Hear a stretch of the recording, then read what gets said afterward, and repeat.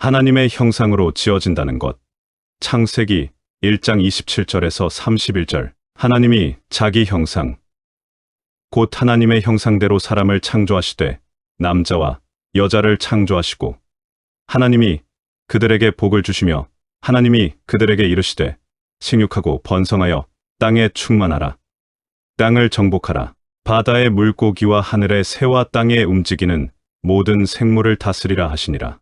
하나님이 이르시되 내가 온 지면에 씨 맺는 모든 채소와 씨 가진 열매 맺는 모든 나무를 너희에게 주노니 너희의 먹을거리가 되리라. 또 땅의 모든 짐승과 하늘의 모든 새와 생명이 있어 땅에 기는 모든 것에게는 내가 모든 푸른 풀을 먹을 거리로 주노라 하시니 그대로 되니라.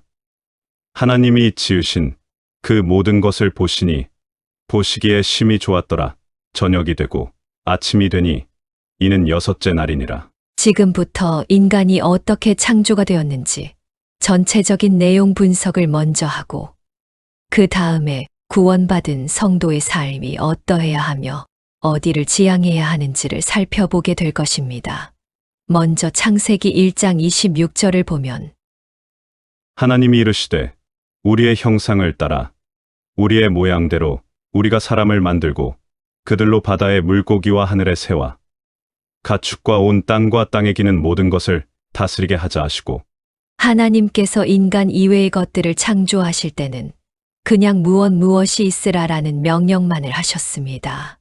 하나님의 그 명령에 따라 천지와 만물이 무에서 유로 창조가 되었습니다. 그리고 인간 이외의 다른 자연계의 창조는 종류대로 이루어졌습니다.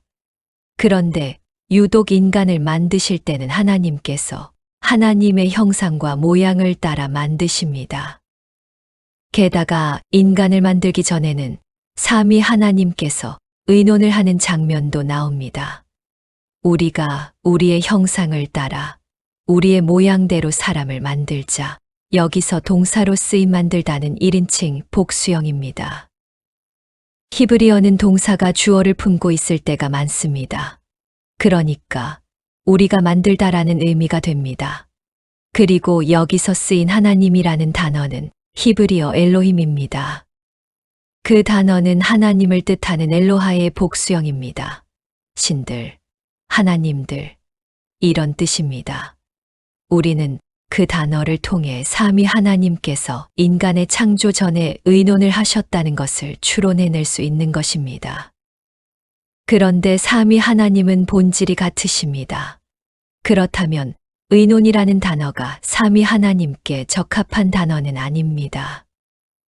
그런데 왜 성경은 이렇게 삼위 하나님의 의논의 모습을 의도적으로 기록을 해 놓았을까요? 성경이 우리에게 하고 싶은 말은 우리 인간들이 다른 피조물들과는 완전히 다른 특별한 피조물임을 강조하고 있는 것입니다. 지금까지는 그저 명령으로만 창조 작업을 하시던 하나님께서 삼위 하나님의 회의를 소집하신 듯한 표현을 씀으로 해서 하나님은 이제 다른 피조물들과는 완전히 다른 당신과 특별한 관계를 맺으실 피조물을 만들 것임을 천명하시는 것입니다. 그리고 인간의 창조는 하나님의 심사숙고와 심적 지혜와 선과 능력에 의존하여 이루어졌음을 주지시키고 있는 것입니다. 아울러 우리는 26절의 우리라는 단어 속에서 인간의 창조 사역에 나타나는 각 위격, 성부, 성자, 성령 하나님의 완벽한 협력도 확인할 수 있습니다. 그것은 구속사 안에서의 새로운 피조물인 교회가 성부, 성자, 성령 하나님의 완벽한 협력 사역을 통해 탄생하게 될 것임을 미리 힌트하고 있는 것입니다. 그리고 우리는 그 의논 속에서 인간이 죄를 지었을 때 그들의 죄를 누가 어떻게 속량하고 그들을 하나님의 백성으로 완성해내실 것인가, 그리고 누가 그것을 세상에 적용하실 것인가에 관한 것, 다른 말로 구속과 하나님 나라의 완성에 있어서의 삼위 하나님의 역할 분담을 미리 엿볼 수 있는 것입니다. 그러니까 아담의 창조는 단순히 아담 한 사람의 창조를 기술하는 것이 아니라 하나님의 백성들의 회복이 어떠한 방식으로 이루어지게 될 것인지도 함께 내포하고 있는 것이며, 최초의 사람 아담이 그렇게 신중하고 특별하게 지어진 것처럼 예수 그리스도의 십자가로 말미암아 탄생하게 될 하나님의 교회가 얼마나 존귀하고 아름답고 특별한 것인가를 미리 힌트로 보여주는 것입니다. 이렇게 아담은 창조의 최종 목적이었던 것이 아니라 어떻게 그 벌거벗은 아담이 의의 흰옷을 입은 하나님의 백성들로 지어지게 되는지를 보여주는 출발점임과 동시에 전체 구속사를 요약하여 힌트하고 있는 것입니다. 아담은 그러한 엄청난 하나님의 계획을 담고 있는 인물이기에 사람의 창조 전에 삼위 하나님의 의논의 모습이 성경에 나타나는 것입니다. 그렇게 소중하고 특별한 존재이기에 인간은 다른 자연물처럼 종류대로가 아닌 하나님의 형상과 모양을 따라 만들어지는 것입니다. 여기서 형상과 모양이라는 말은 동의어입니다. 이 두 단어는 서로 다른 단어를 나열해 놓은 것이 아니라 서로를 보완하고 강조하는 데 기여하고 있습니다. 히브리 사람들의 문학 양식에서 어떤 것을 강조할 때 동의어를 반복하여 사용합니다.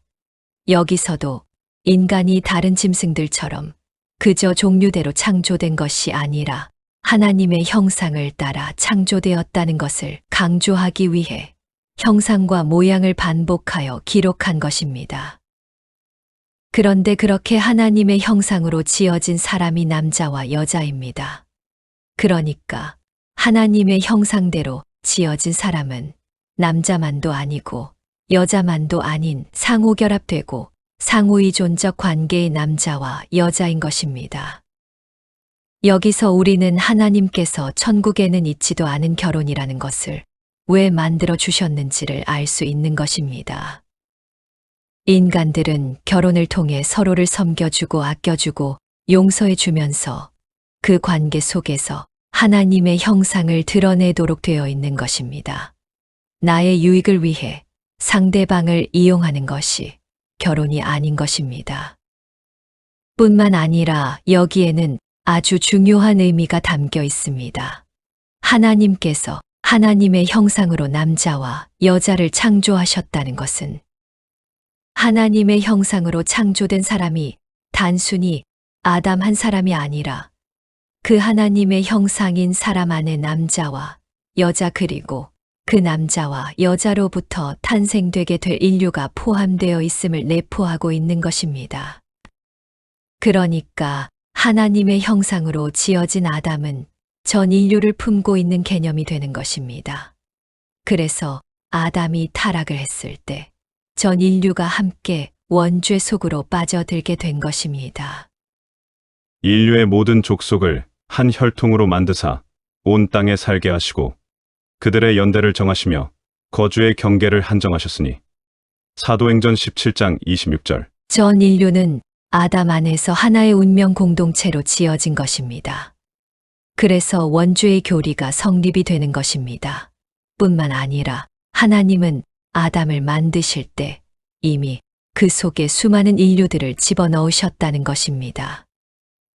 그렇다면 우리 인간들에게 주어진 하나님의 형상이라는 것이 대체 무엇일까요? 먼저 하나님의 형상이라는 것은 외적인 형태나 모양을 말하는 것이 아님을 우리는 상식으로 알 수 있습니다. 만일 그렇다면 인간과 비슷한 육체를 가진 원숭이나 침팬지 같은 짐승들도 하나님의 형상이라고 해야 옳습니다. 왜냐하면 사람 중에도 원숭이의 버금가는 얼굴이나 체형을 가진 사람들이 있기 때문입니다. 하나님은 육신을 가지신 분이 아닙니다. 하나님은 영이십니다.